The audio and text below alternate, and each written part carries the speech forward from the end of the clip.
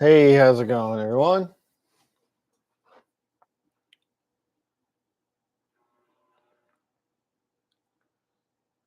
Hope everything's going well. All right, let me work on trying to. Let me see if I can get this looking a little bit better, this camera view here. Okay. Hey, how's it going?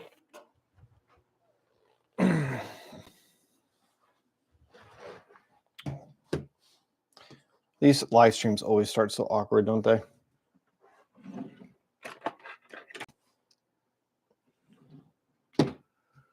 Okay. Good evening, Green. How's it going? Let me sorry, I'm trying to get a good camera view here for everyone. Something like this. Okay. We'll start there, see how that goes.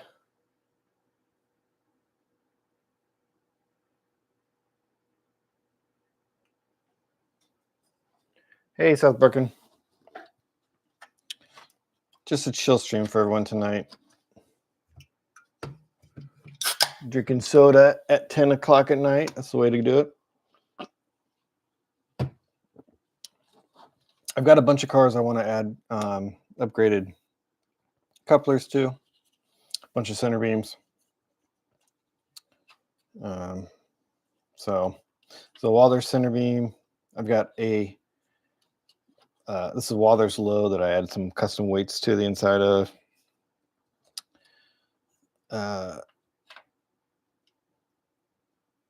Let's see. So what I'm going to do is I'm putting scale head couplers on all of my cars.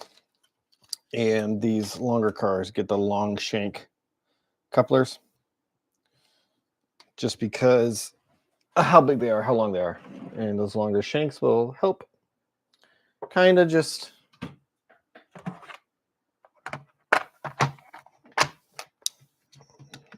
help them get around, the curves and the number 6 switches and all that.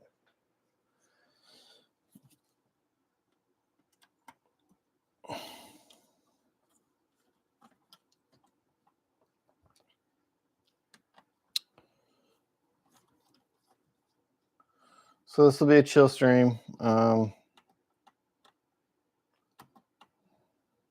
forgive me if I'm not talking a lot in this. If you have questions or you want to talk, we can talk trains. I'm cool with that.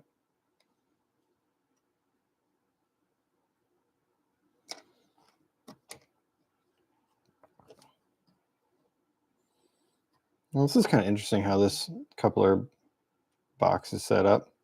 So the whole box kind of pivots. That's kind of cool. I haven't seen one to do that before. I wonder if I really need to add long shank couplers to it, if that's going to be how that works.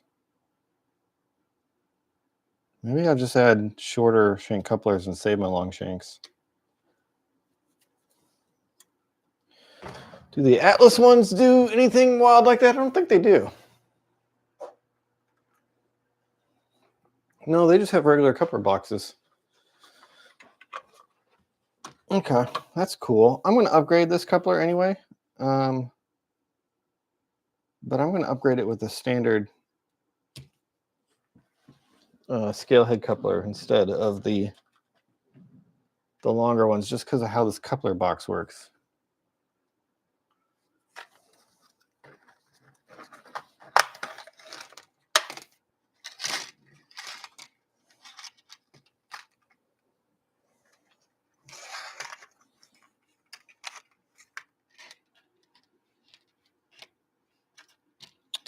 Yeah, because I have a limited supply of the long shank ones, and I have a less limited supply of the shorter ones. So let's do that.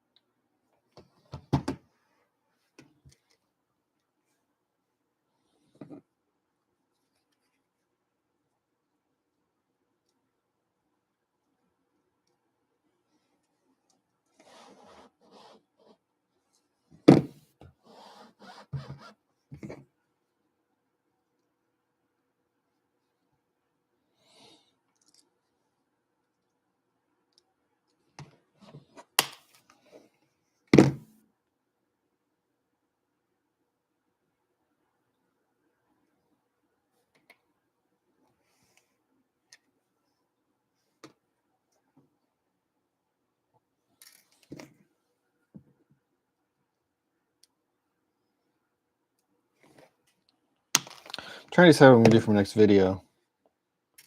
I think I want to do another Rail Rambling where I talk about magazines.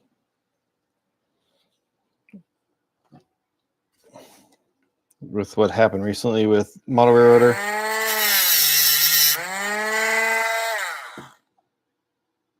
What happened recently with Model Railroader magazine.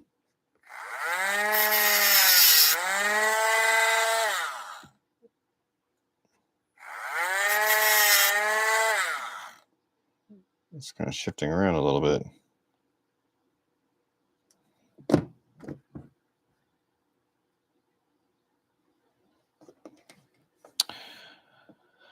And I just I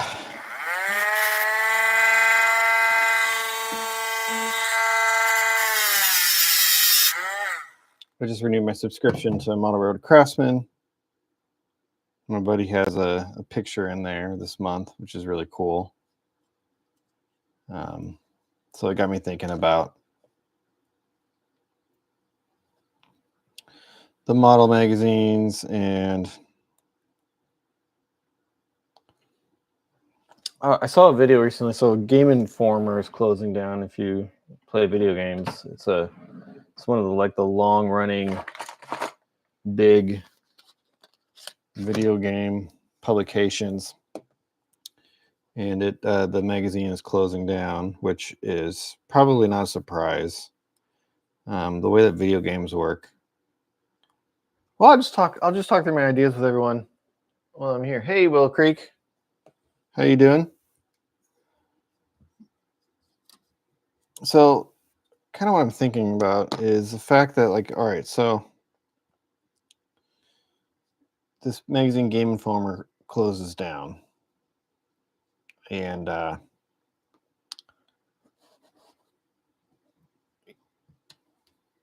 obviously it's a video game magazine, so it's very niche in that it's targeted at gamers, which gamers are a large group, but it's a hobby magazine. But the video game industry is different than the model railroad industry in that everyone on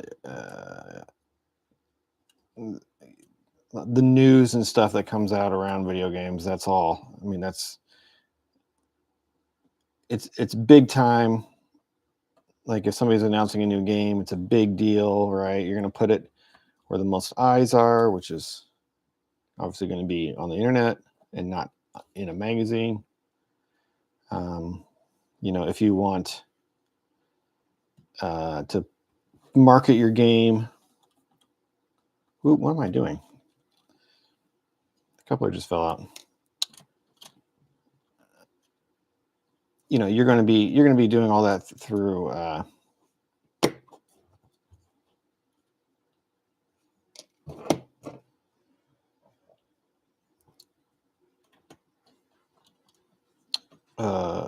sorry, I lost my train of thought.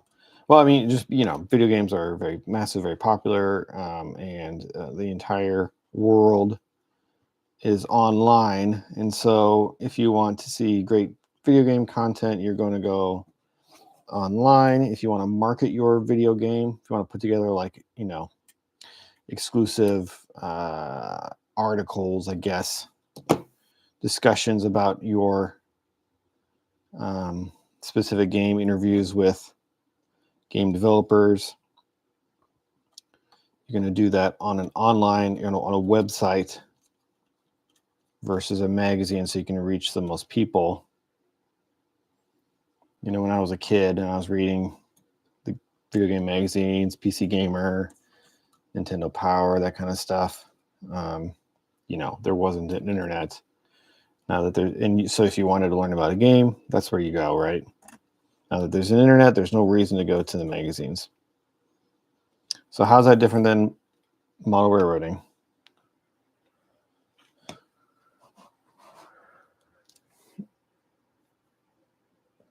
And the answer is that model railroading is kind of a different hobby in a lot of ways, whereas video games are very much about The latest technology. Well, that's not all they're about, but you know, it's about technology. It's definitely a very tech heavy hobby. A lot of gamers have, you know, the biggest, baddest PCs. And even if you're a console gamer, you know, you've got, everyone has a PC or has a phone at the very least, right? And that format works really well for video games, whereas with model railroads, I think what model railroads have, the model railroad hobby has going for it is it's not about necessarily the latest and greatest thing. You know, it's not about the hype train and you know, the FOMO that comes with like, well, I got to play this game now, or I got to get into this game now because that's what the internet's all talking about. It's different with model railroading, right? We're all kind of our own little islands in some ways. We're modeling our own little worlds. We may share an interest in era or railroad itself or locomotives or whatever.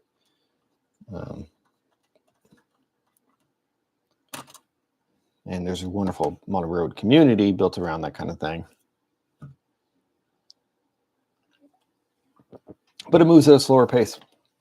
An HL scale car that is 40 years old, 60 years old, still works on the same tracks today as it would have back then. And I really appreciate that about model railroading because it's a nice looking car. Canadian Pacific. I've got an Idaho Forest Group load on here. Although one thing I discovered about these loads that annoy me, these are like 5 stacks, and most all lumber loads are 4 tall, not 5. You don't even have to purchase a physical copy of games these days. That is correct. I have not purchased a physical copy of a video game in quite a long time myself. And I play games, but I kind of do it like in fits and starts, in bursts. I do it in bursts. I'll get really excited about a game for a little bit, and then I'm off to the next thing. All right, here's an Atlas car. This has the St. Mary's, Idaho loads on here. These are cool loads. St. Mary's is a small, short line in Idaho in the same general area as the railroad that I am modeling. And they're a very cool railroad. And it's cool to get a load that says St. Mary's on it. Or St. Marie's, I should say. I think I said St. Mary's. St. Marie's. Ugh. God, these freaking these Atlas couplers are the worst. I cannot believe on a modern Atlas car they're still putting these couplers. Hold on, let me take a look. This is one of the most recent Atlas cars they've released. Okay, these have metal couplers on them. Is it the same kind though? No, it's a completely different coupler. Wait, did I put this on? No, I wouldn't have put that on there. That would have come like that. Okay, so they're upgrading on their newer cars. But this is only a couple of years old, so anyway, these guys are getting long chain couplers. But no, so like, okay, so what's cool about model railroading is it moves a little bit slower pace. I also really like the format of the printed because I'm subscribed to RMC. I have the digital version and I have the print version, and I just find digital magazines difficult to navigate. And it's been a thing that guys have been trying to solve for a little while now.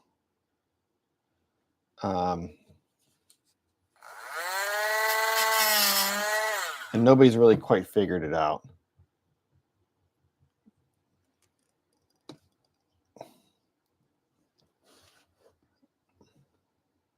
Like there are digital, like, so the White River Productions has like an online version. Oh, there it is. I was looking for my,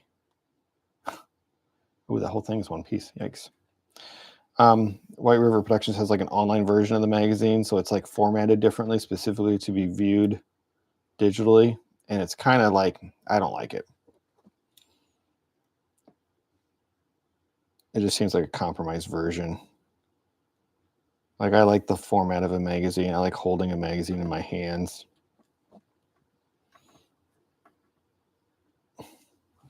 And I think that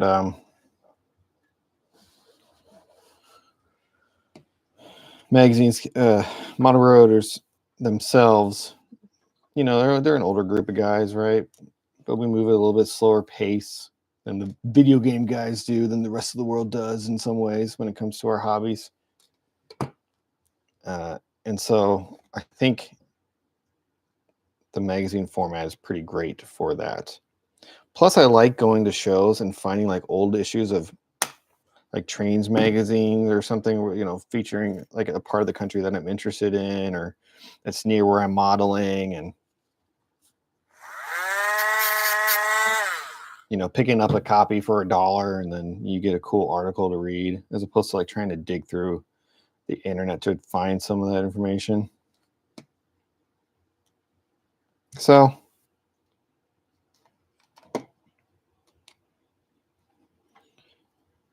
I wonder how much longer magazines have, model railroad magazines have. But I think they're going to be around for a while.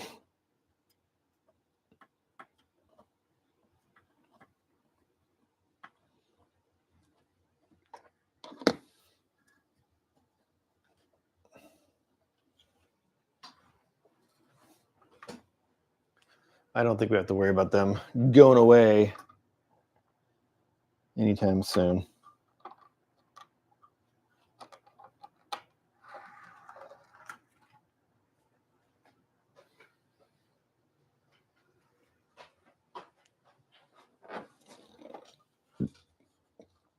This is not the same car. Your eyes do not deceive you. This is a different car.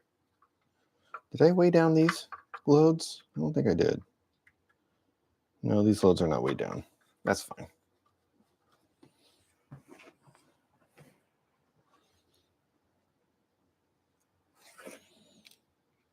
I started weighing down my Walthers lumber loads because I was going to, I was using those loads during op sessions on my model railroad.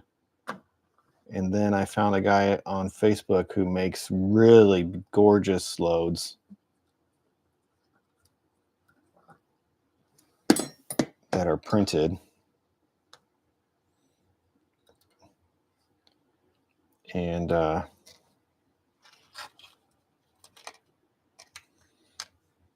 so he made a ton of loads for me for my layout. Like I think I have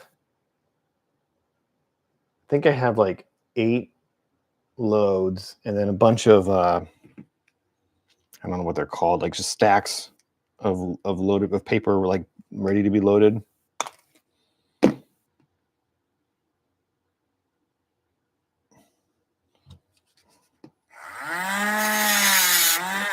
So all the Walthers loads, they're not as nice.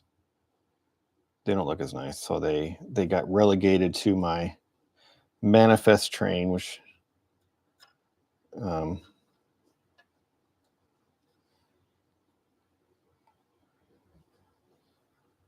way that works is that it just passes through the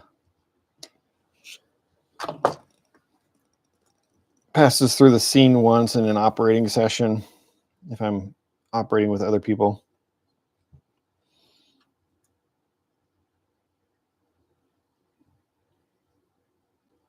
So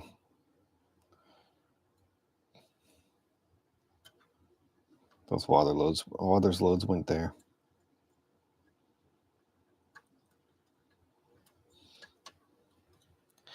Those Wather loads got expensive too. I think I was buying them for under $10, and now they're like, I think they're closing in on $20 a load. And then you got like shipping if you're going to buy it online. It's just expensive. Did I strip this?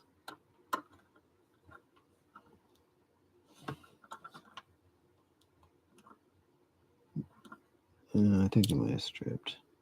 Well, it's in there. Hey, Canadian Locomotive. Post the link to the manufacturer of the loads. Let me see what I can do.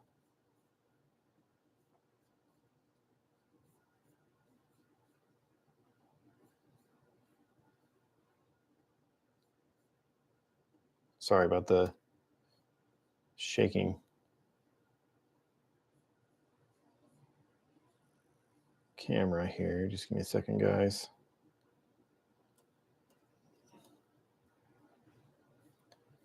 Yeah, here we go. Let's see if I can post this to you guys in here. There you go.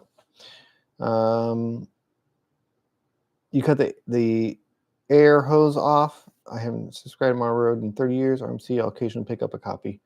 I do not cut the air hose off. I cut off this little trip pin here that goes on the coupler. I don't use a magnetic uncoupling stuff on my layout.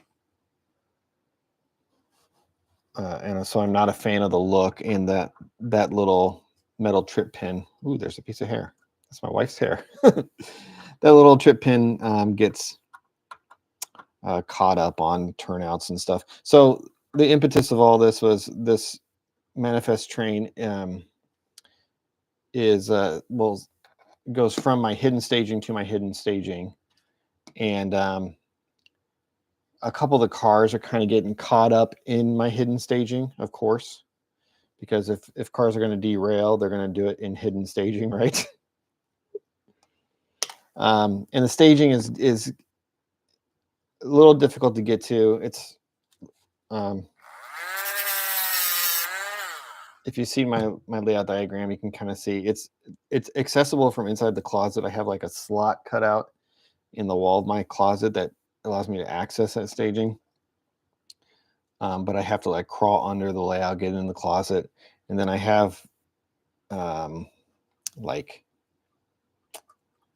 cardboard, like a cardboard block that sort of blocks off the staging because my cats like to climb back in there and derail cars as well. So so I just kept having cars derailing in staging because they would get caught up on the turnouts back in there, or I don't know, any number of reasons. And so I want to make sure that all my cars operate as nicely as possible. So as much as I can, I am upgrading the couplers for all the cars on these sort of through trains that run from my staging to my staging. And these center beams are longer cars, so they get long shank scale head couplers. And then I just trim this off. I like the air hoses. I like the coupler cut levers, so those stay.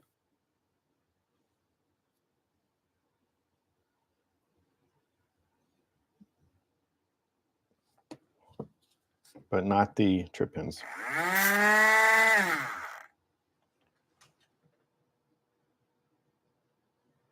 Would you be interested in operating a locomotive on my layout remotely? I'll give you access and link to run train if you want. I would be totally interested to do that.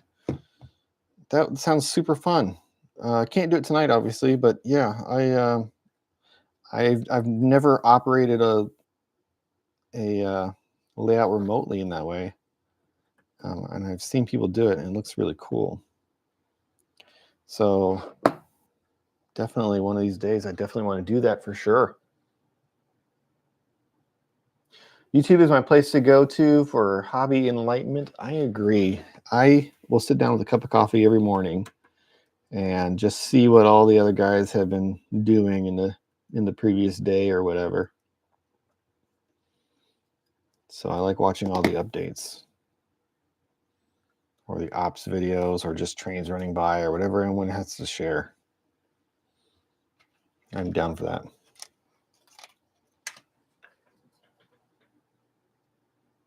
Atlas couplers suck. I've been replacing them and many others with KDs since the 80s. Heck yeah, man. We had a conversation in the last stream about Sargent couplers, and I really like the idea of those, but I've heard there's, some people had issues with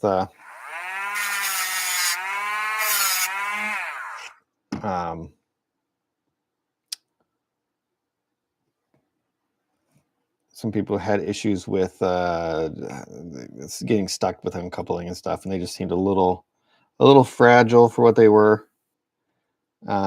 Yes, they look more prototypical than KDs, but at the end of the day, man, KDs are a proven technology, right?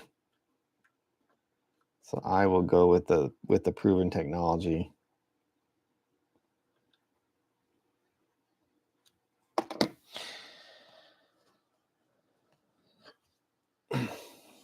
Cool.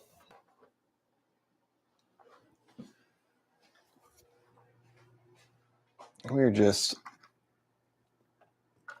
moving right along. I have 7 of these cars I got to do tonight. And then I got 2 locomotives. And then I got another car I have to take a look at, but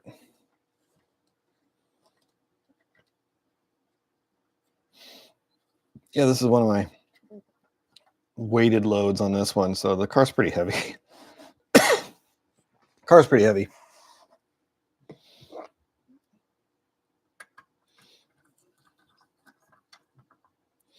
Which is cool. It helps it from string lining. Helps keep it from string lining.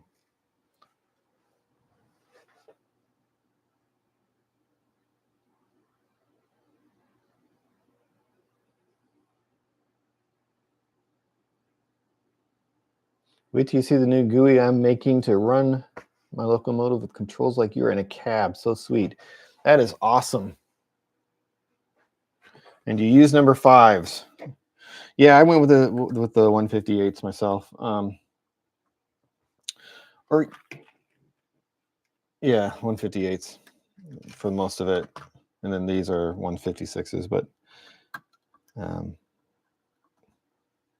the number 5s are like the go-to KD coupler, right? Those are the tried and true.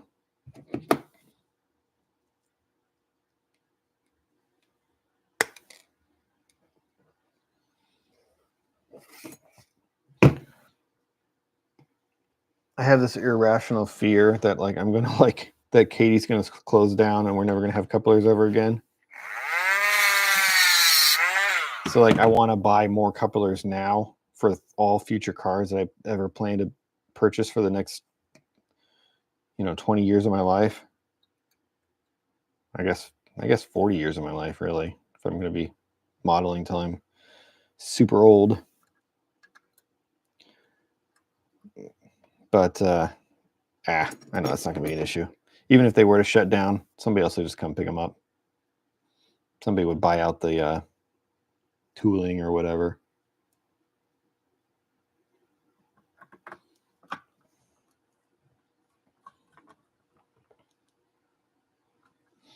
But I have a real FOMO when it comes to fear of missing out when it comes to a lot of railroad stuff.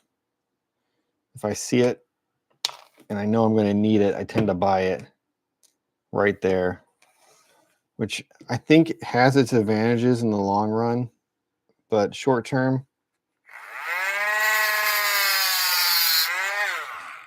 I think it's kind of dumb to spend a ton of money on something that you're not going to like touch for 10 years. Like I have purchased modeling material to make trees a decade ago, and I'm only now getting around to actually using it. But I purchased it knowing I would need it eventually one day, right?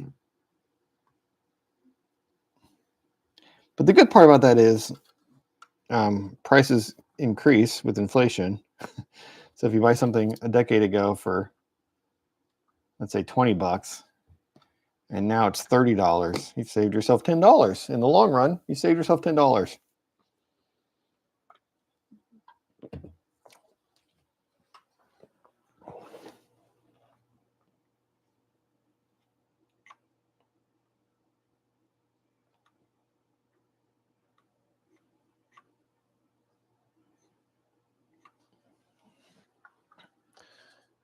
Number 5 is on all my locals, classic look and prototypical, scale heads on all my bangers. What are the bangers? Are the bangers your really nice looking cars?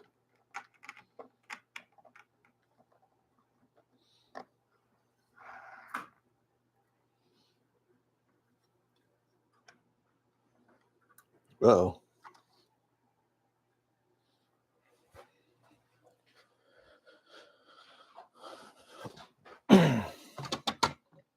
This car's not coupling up right. I did something wrong.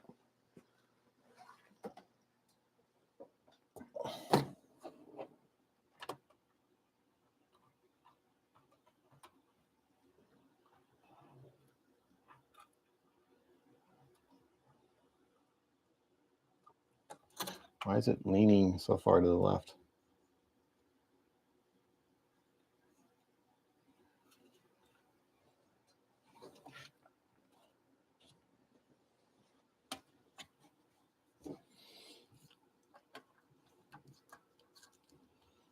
Did I get the whisker coupler? Did I get the whisker thing smashed into the edge? Sometimes you can do that.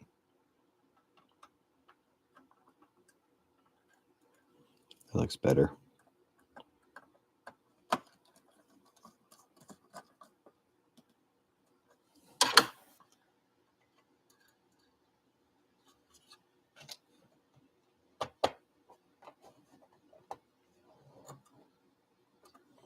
Cool.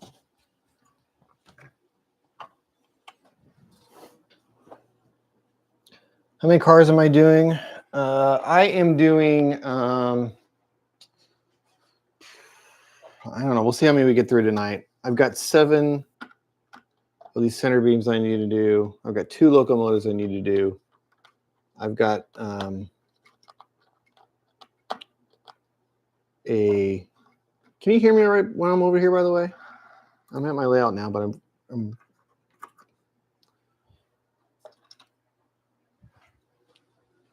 Oop, and that car's done. Actually, I am done with all my cars. Now I can move my locomotives.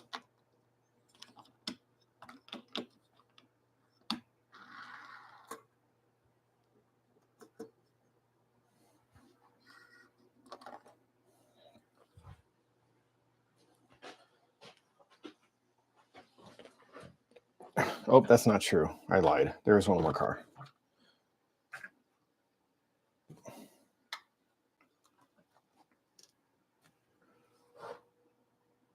Okay, cool. Yeah, I'm wearing a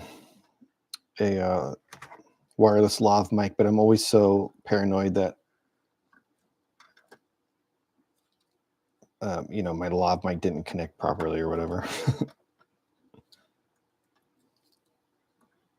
Should probably have just checked my stream when I went live to make sure that I was sounding okay.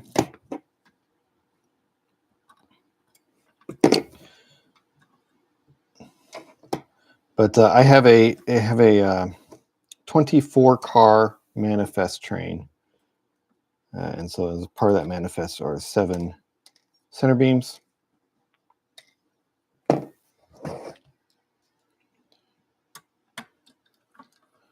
So we're doing those tonight.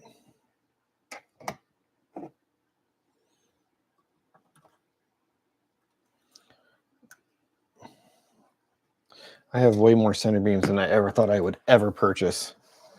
Because I've got 7 on that manifest train, and then I have an additional, let me look at it here. 1, 2, 3, 4, 5, 6, 7, 8, 10. 10 or no, 11, 12. 12 additional center beams that are part of my regular fleet of center beams I switch for operations purposes on the layout itself.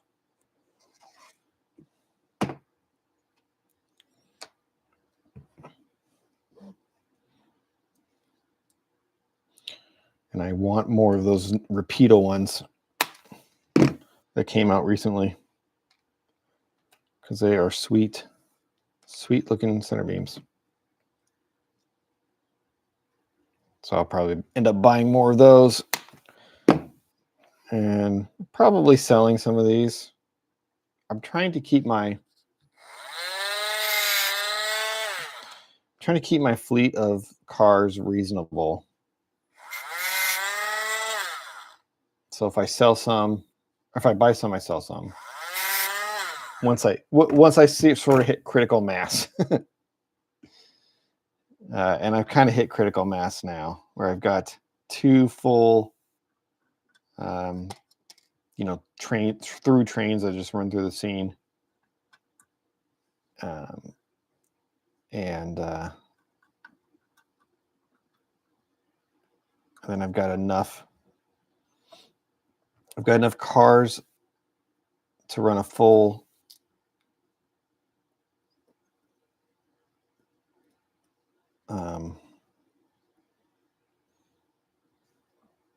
operating session. I basically have like double the cars I need for an operating session, so that I can vary what car shows up on the layout when, and I'm not going to be like loaded down with 1,000 cars I have to try to weather, because I want to like really detail and weather the cars. So that just means that like if I want more of those Rapido center beams, that I need to sell some Atlas center beams to make space for the Rapido ones. Because there's no reason for me to have more than 12 center beams for my operations on my layout. Oh, that came off. Shoot.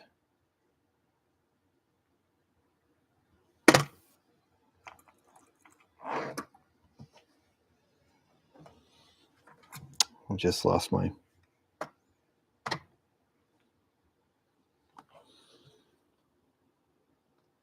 This little guy right here. Shoot.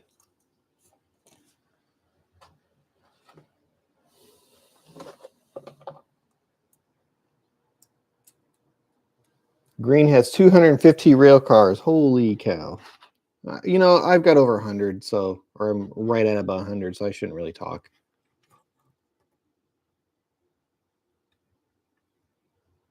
I do have an excessive amount.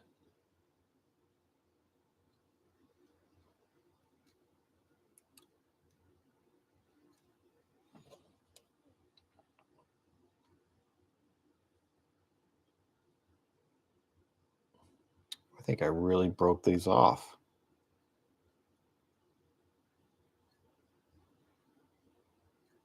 Yeah, I did a number on that, didn't I? Shoot. Snap that clean off.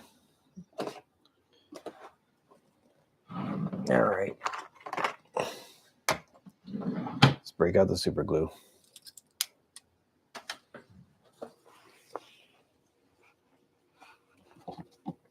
If I don't fix it now, they'll never get fixed.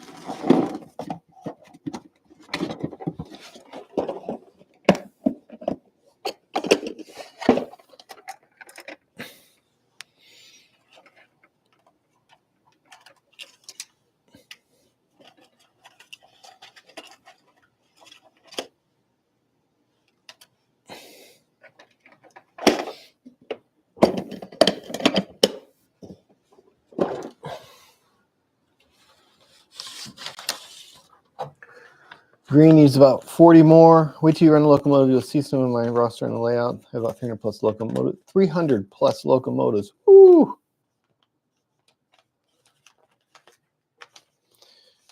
300 plus locomotives. Holy cow.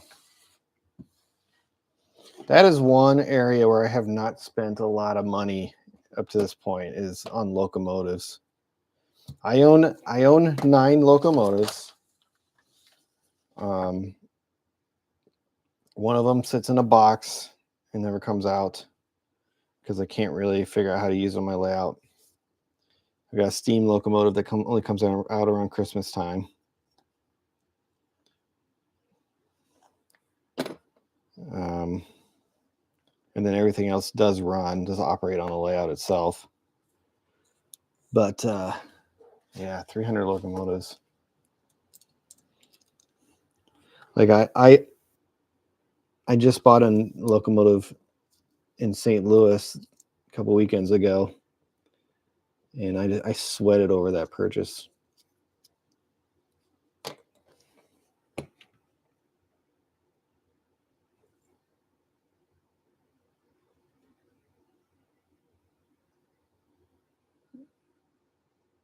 It was a Scale Trains AC 44 in H3 paint scheme.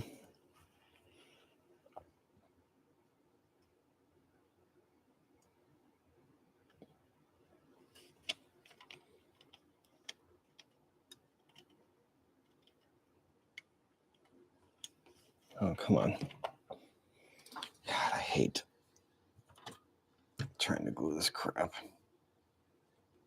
Sorry, I'm going to give you a bad camera view here for a second while I try to glue this down.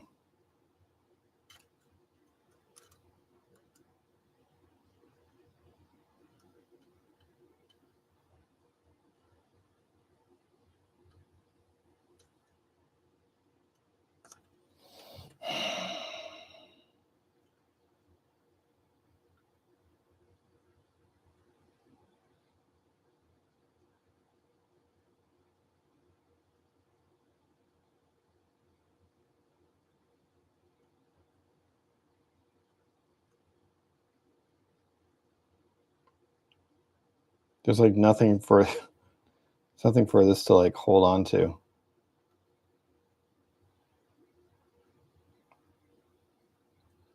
just gonna have to hold like this for a second.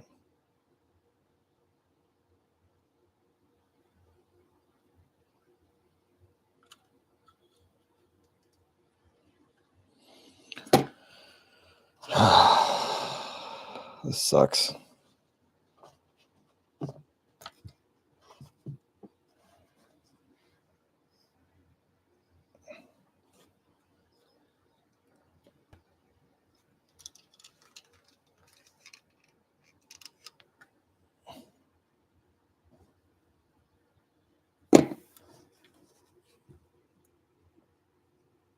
Let's try this again.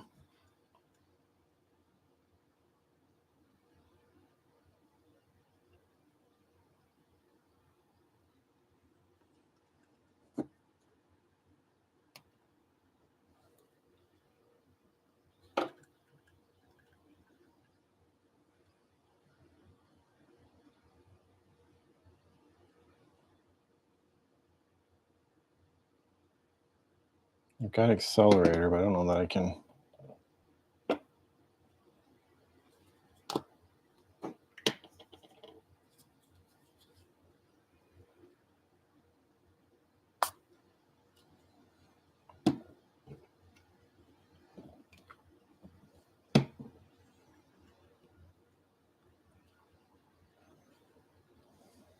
Okay. We'll set that over here, and hopefully that sets. Just never touch it again.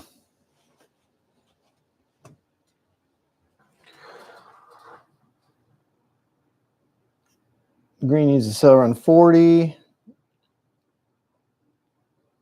Green owns 9 locomotives. I really like Scale Train stuff. Yes, Scale Trains is awesome. Runs very well and smooth. The GP38s from Repeatal, those look cool as well. Yeah, I'm a fan of scale trains for the most part. This is actually the first kind of like the modern locomotives I purchased. This one comes from Athearn. I bought it maybe 6 years ago now. It was one of the first things I bought. Let me just take a look at these details, make sure I'm not going to smash anything. One of the first ones I bought when I moved into there's cat hair all over that. Moved into this new house. This was sort of like a gift to myself to sort of motivate me to get the layout up and going so that I can, oh my God, the cat hair. Lots of grease and cat hair.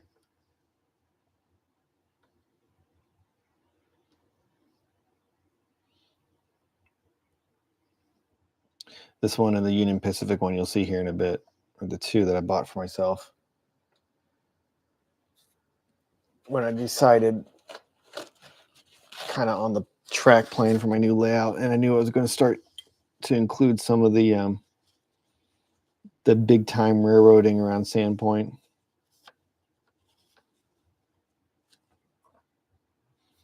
I cannot believe how much cat hair is just,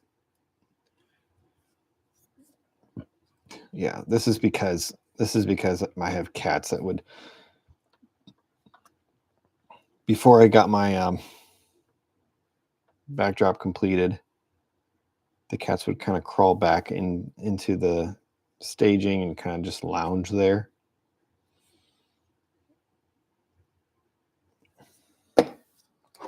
All right.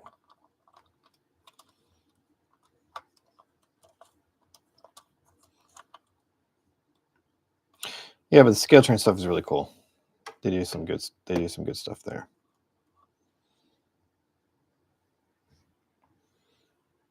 But the Athearn stuff is cool as well.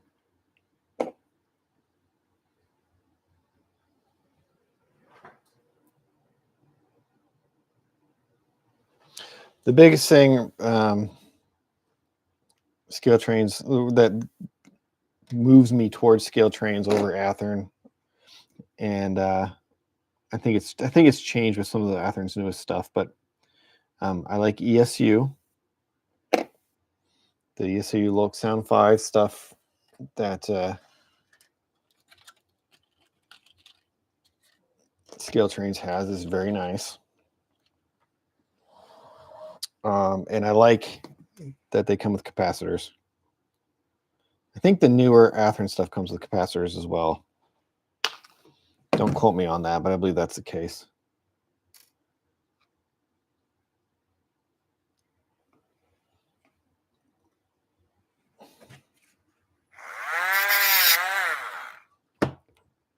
These two locomotives that I'm doing tonight, they both still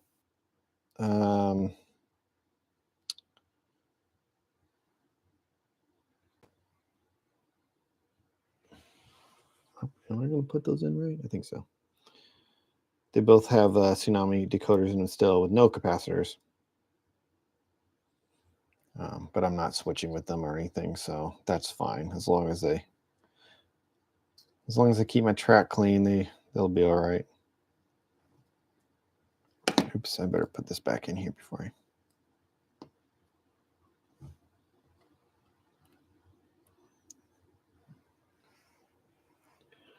Wait, is that right? Yeah, okay, I just gotta push it in.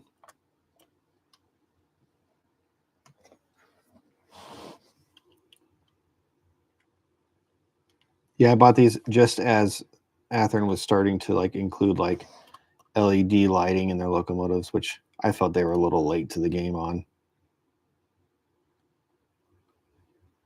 So these were some of the first to include LED lighting.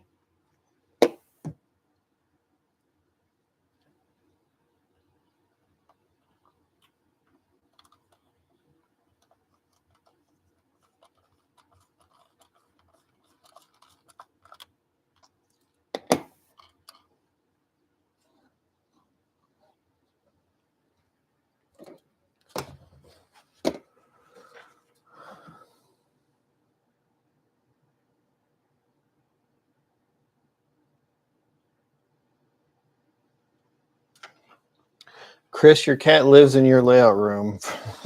How do you keep your layout room?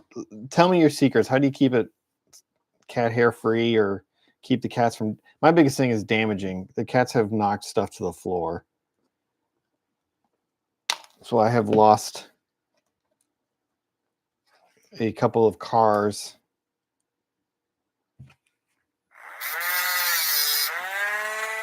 to frisky felines.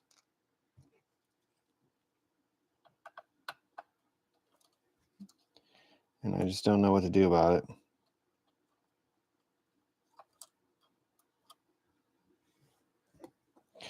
I keep what I do now is I've got like I got a door with like a swinging close what do you call it? Hinge.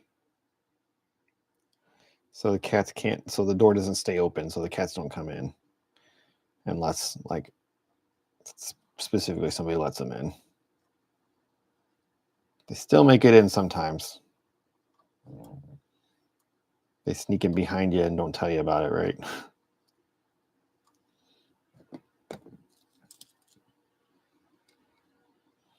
And then of course they immediately go for a staging.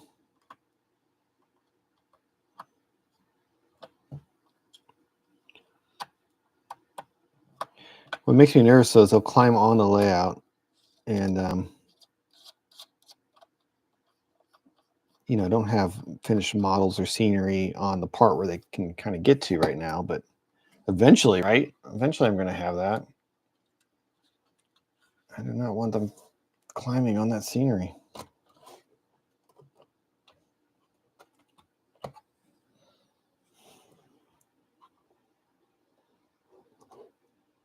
Rubbing their faces all over my trees. Cool. Hey, finally upgrading that locomotive. I've had it for so long and just left those old couplers on. It's good to get new couplers. This is good anyway because the train it's pulling is pretty heavy and pretty long. So good to have that stuff.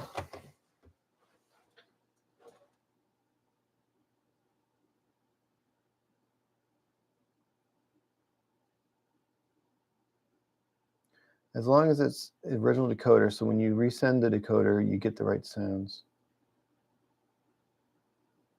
Not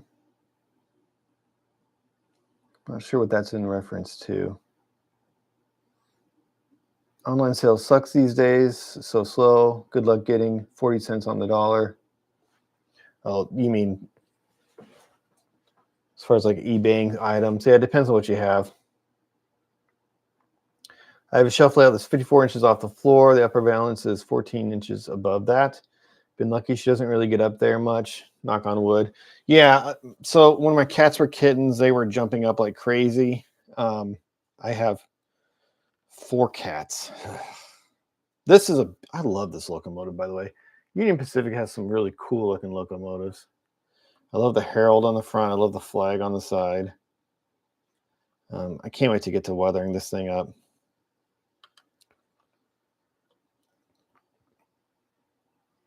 But yeah, just I don't like laying this thing on its top because of those window awnings or whatever they're called.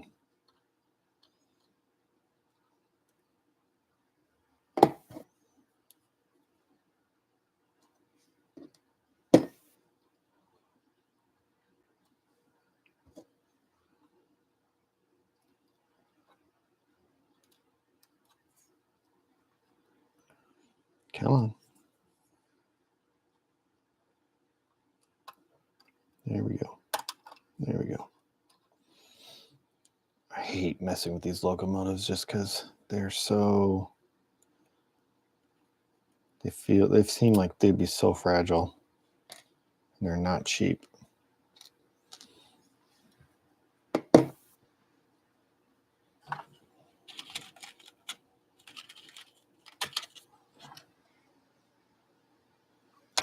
So what do you guys think of this format, this sort of chill live work session format thing? Like my last video got a lot more views than I was expecting. So I don't want to turn it into like a whole like show, like big deal where I'm trying to like do a lot of production.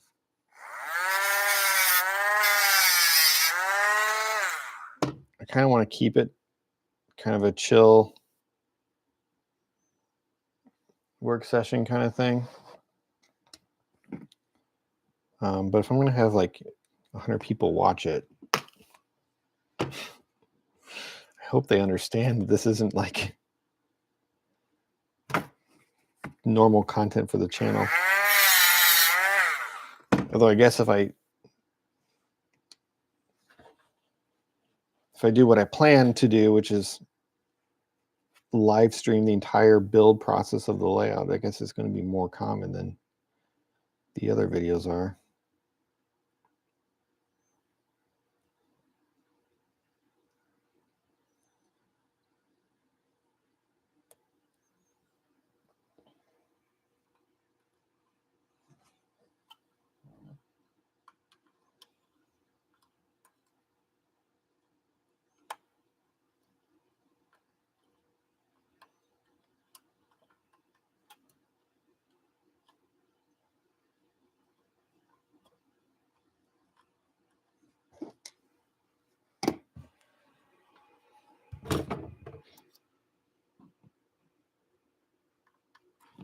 Sorry, just making sure I can get it in here without hurting anything.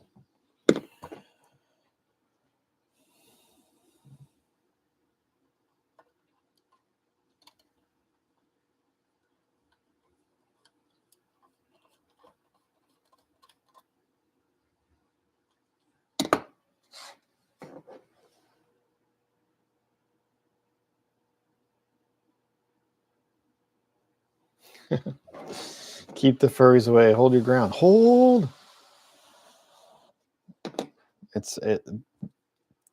Keeping your cats off your layout is a losing battle.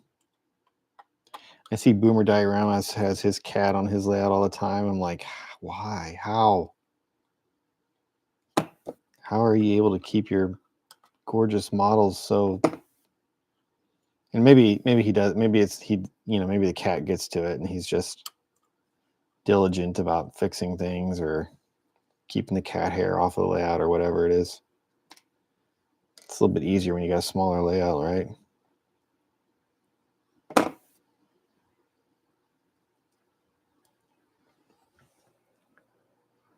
Nothing is cheap anymore, Chris. You're absolutely right. I think it's. I'll say that I think it's priced appropriately, but it's not cheap. There are a few things in the hobby that I don't think are priced appropriately, but most things I think you kind of get what you're paying for. And that didn't screw in there very well, did it?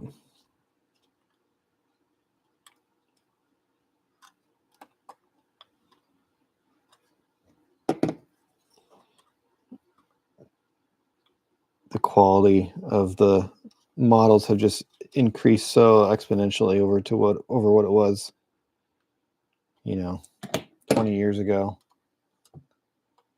That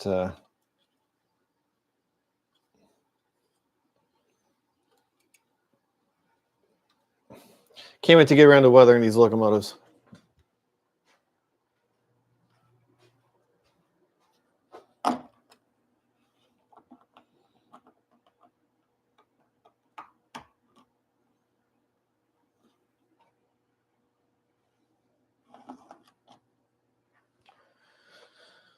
Okay.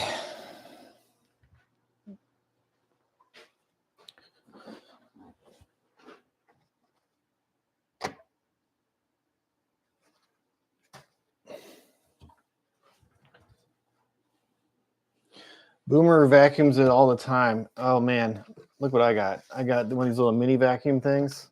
I got it on blower mode here, but this side vacuums. and I keep that thing close by, and I vacuum like crazy.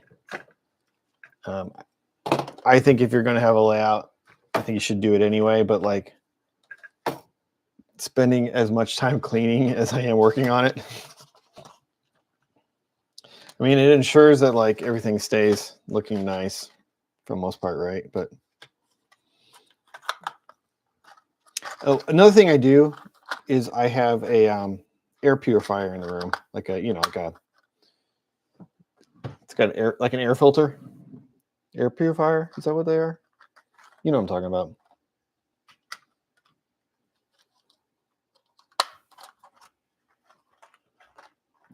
That does a really good job of keeping the dust off the layout. I still get dust on the layout, but not nearly as much.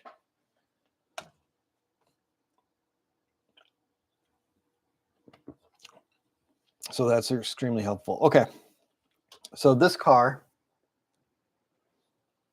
keeps derailing right on this right here. And this is my Ring Engineering Fred. And it derails. And I think what's happening is,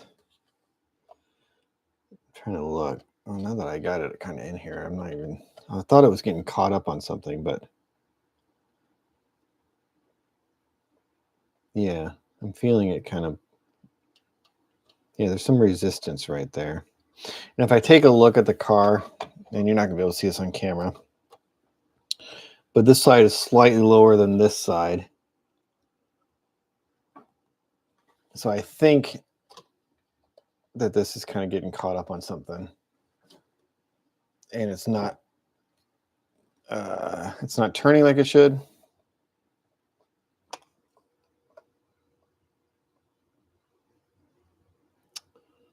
So I'm going to see if I can put a spacer under here and see if that helps.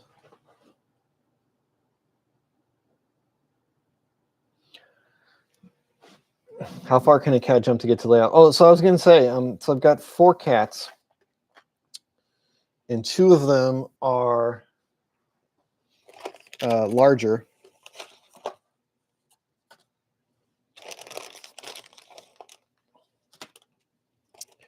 I've got larger ragdolls, so they're kind of big cat.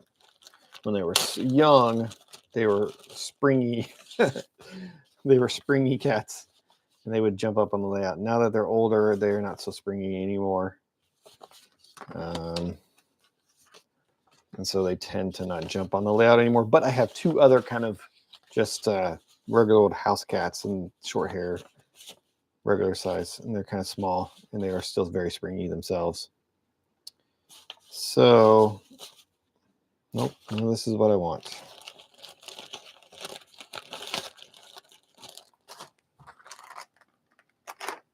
Those cats still are an issue.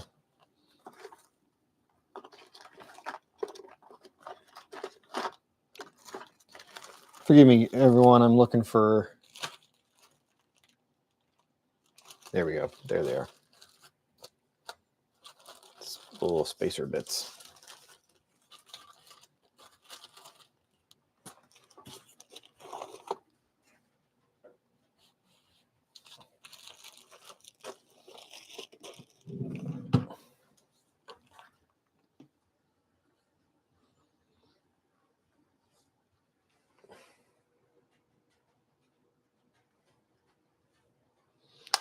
Binding will cause problems. Yeah, I'm hoping that I'm fixing it tonight.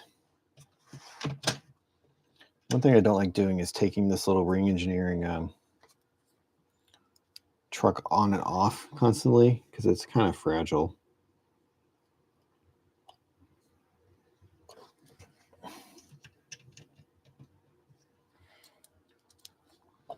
And the way you have to kind of take it on and off, you have to like take off the truck like this.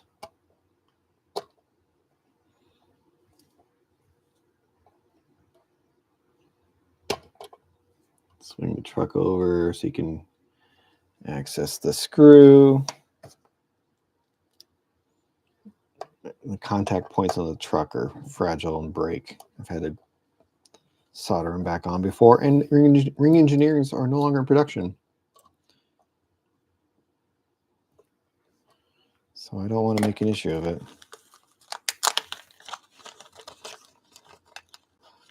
So the question is, how many spacers?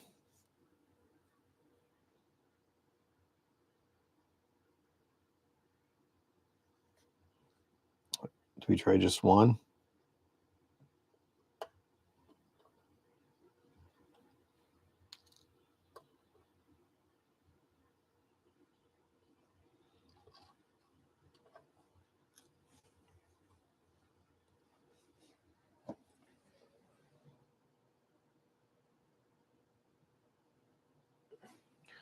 Oh, it's not midnight for me. It is 11 o'clock. It's about bedtime for me. I got work in the morning. Sorry if I'm keeping you guys up. Don't stay around for me, please. The stream will be available tomorrow on the channel. So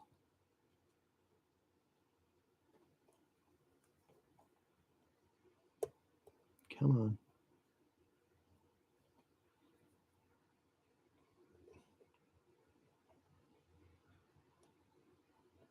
Come on. I was hoping to just slide over the top of that, but it's slightly too small. All right, so we're going to have to ream this larger.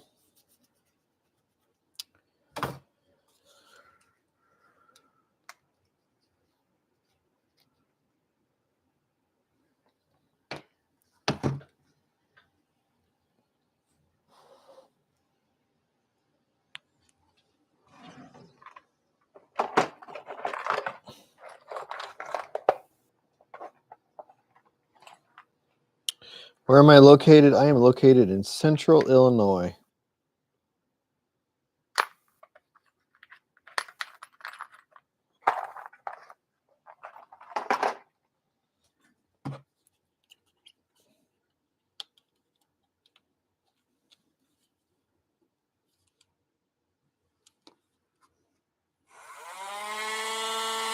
Don't do what I'm doing.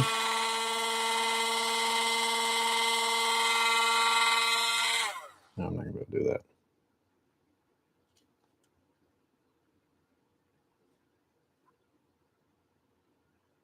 Yeah, that's not going to work. I'm not going to. I just need it to be a little bit wider. All right, I'm just going to do it this way. I'm not going to turn it on. I'm just going to spin it on there. Yeah, see?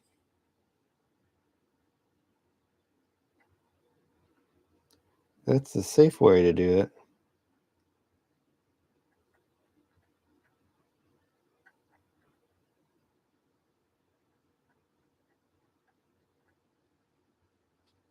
All right, let's see if I did enough there. Just gets to be a little bit wider than it was.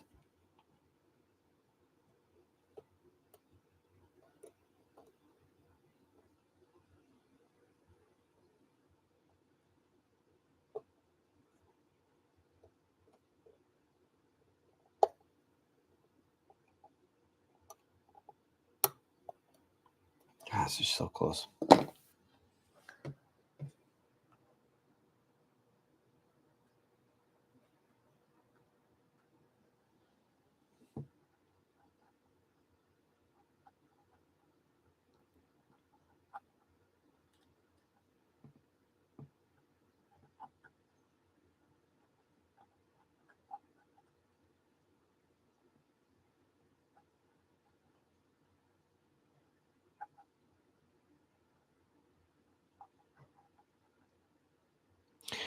I want to have music or something going on in the background so it's not just silent.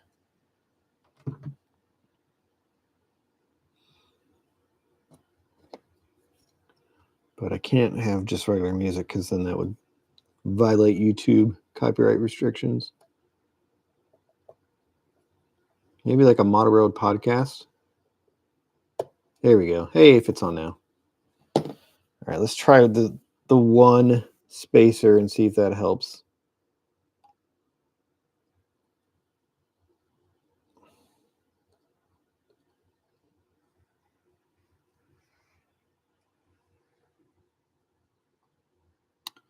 Oh, I never. No, that's not.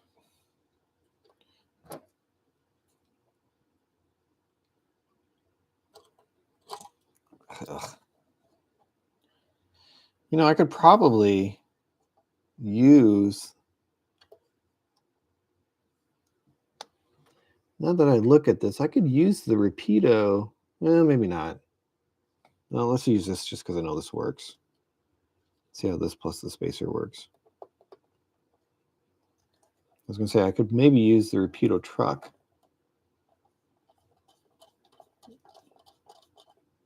Instead of the Ring Engineering truck. And that probably would fix it, but we'll see how this works first. Yeah.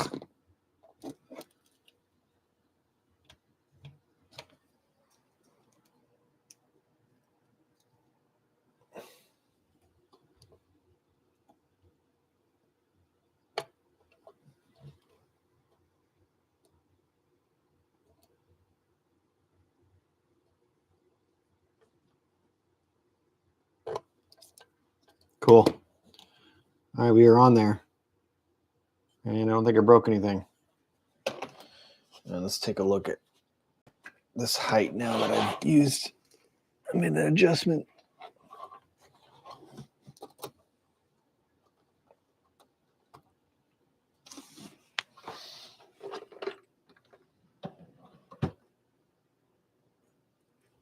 Yeah, I mean, car body height looks a little bit better. I think that just this truck was a little, low or whatever, so it was rubbing on the underside of the body. We'll see. The only way to really know is to run it.